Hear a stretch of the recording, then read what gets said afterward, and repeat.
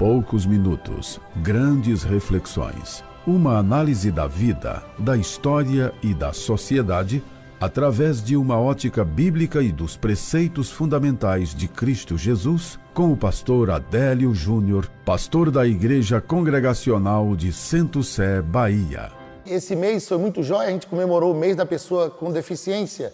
Inclusive, dia 21 de setembro, a gente compartilhava com vários deficientes.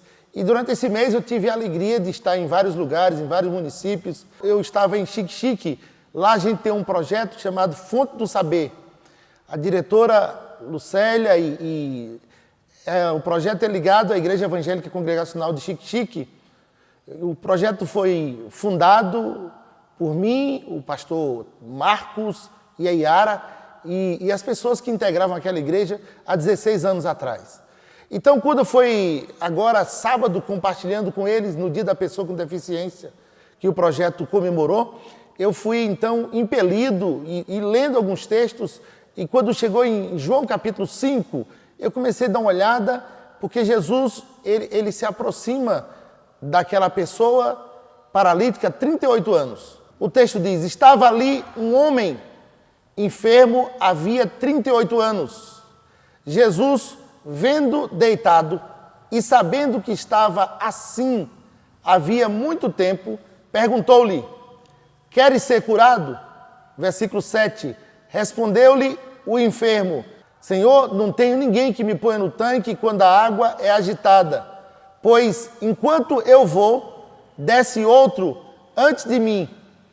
Então lhe disse Jesus, levanta, toma o teu leito e anda. Até o versículo 8. Esse texto me chamou a atenção, porque no versículo 7, Jesus pergunta àquele homem no versículo 6, queres ser curado? Engraçado é que se você olhar para vários textos, que Jesus encontra pessoas cegas, pessoas surdas, pessoas deficientes, pessoas paralíticas. Por exemplo, com o Bartimeu, Jesus então pergunta, queres ser curado? Ou o que queres? E ele diz, Senhor, que eu torne a ver. Só que quando Jesus encontra esse homem no tanque de Betesda, Jesus então pergunta para ele, quer ser curado? E ele diz, Senhor, eu não tenho ninguém. Senhor, não tenho ninguém. Fiquei pensando, esse homem não respondeu que queria ser curado. Ele disse, eu não tenho ninguém. E é por isso que eu quero falar com você hoje, bem rapidinho, sobre essa questão. A sensação de não ter ninguém. Por que nós temos essa sensação, ou por que esse homem tinha essa sensação de não ter ninguém? Eu comecei a imaginar Jesus entrando no tanque, ou melhor, naqueles lugares próximos ao tanque, e tendo várias pessoas, o texto diz cegos, coxos, paralíticos e outras sortes de enfermidade, e Jesus passando por um, por outro, e dizendo, licença, licença, licença, e de repente chega nesse homem, deitado, e Jesus pergunta, queres ser curado? Ele, em vez de dizer quero ou não quero, ele diz, eu não tenho ninguém. Olha que dor, não tem ninguém. O homem é a única espécie no planeta capaz de ter consciência de si. Por isso, esse homem aqui tem a capacidade de refletir sobre a sua própria existência. E ele diz a Jesus, eu não tenho ninguém. A outra coisa, o paralítico tinha um ideal. E o ideal dele era poder andar, era poder ser curado.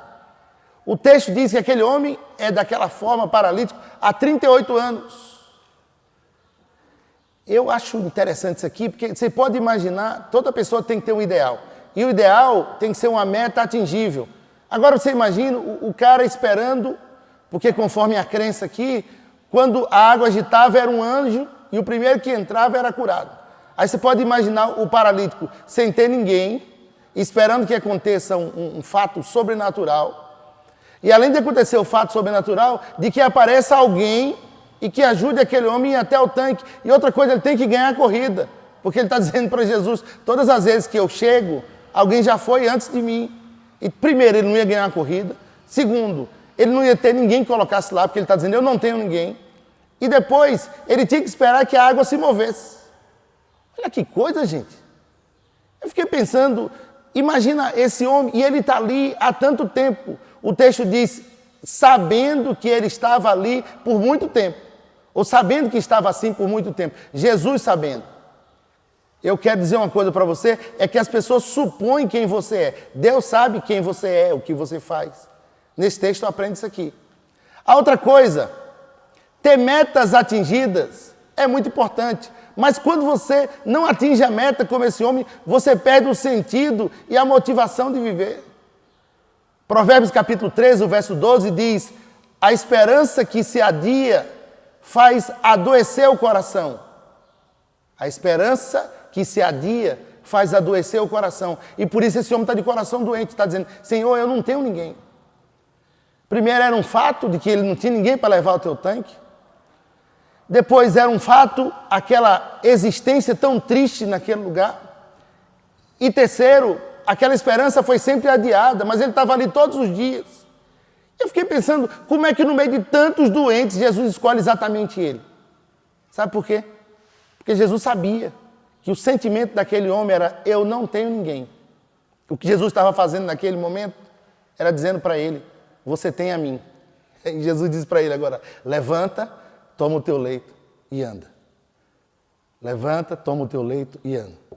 Aquele homem não estava tendo só uma frustração pela deficiência. Ele estava tendo uma frustração emocional. Aquele homem já estava com o senso do vazio. E ele está dizendo, eu não tenho ninguém. Antes dele pedir cura, ele estava dizendo ao próprio Jesus, eu não tenho ninguém.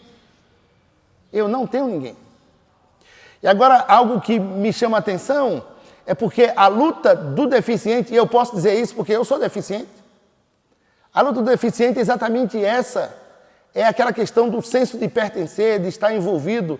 Graças a Deus, eu tenho um bom relacionamento com as igrejas e aqui com a minha, que Deus me chamou para pastorear, e por isso eu estou aqui nesse lugar. Mas a gente tem um projeto em Xique-Xique, o projeto Fonte do Saber, e a gente tem ajudado a muita gente, a ser envolvido, a estar na escola. E agora a escola vai reabrir, ou seja, vamos voltar à questão da experiência presencial outra vez, graças a Deus.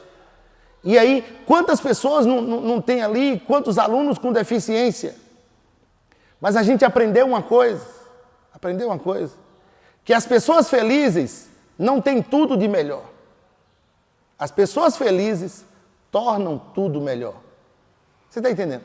As pessoas felizes não têm tudo de melhor. As pessoas felizes tornam tudo melhor. Jesus não tinha tudo de melhor. Mas onde ele chegava, ele levava esperança, levava conforto, consolo, levou cura para esse homem sai levando o leito, levanta, toma o teu leito e anda. Você pode imaginar que o milagre fisioterapeuta, alguém há tanto tempo sem andar, ele não apenas é curado, mas ele também já aprendeu a andar. Você imagina 38 anos alguém sem andar, e alguém diz, toma o teu leite e anda. Quantas sessões de fisioterapia alguém tinha que fazer? Esse homem não fez nenhuma só. Outra coisa, ele dizia, eu não tenho ninguém, mas agora ele não podia dizer mais. Ele não precisou entrar no tanque. Ele não precisou que alguém o levasse até o tanque. Ou seja, o tanque tinha a questão da crença de que o anjo ia mover a água. Pelo contrário, o dono da água viva, o médico dos médicos estava ali com ele.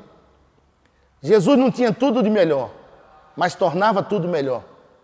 E essa é o que nos motiva no projeto Fonte do Saber, que a gente teve a alegria de participar com as pessoas ali, com pais, mães, líderes de crianças e de pessoas com deficiência. As pessoas felizes não têm tudo de melhor, mas tornam tudo melhor. Deus nos abençoe. Inscreva-se no canal, deixe seu like e marque o sininho para ser avisado de nova postagem. Deus te abençoe.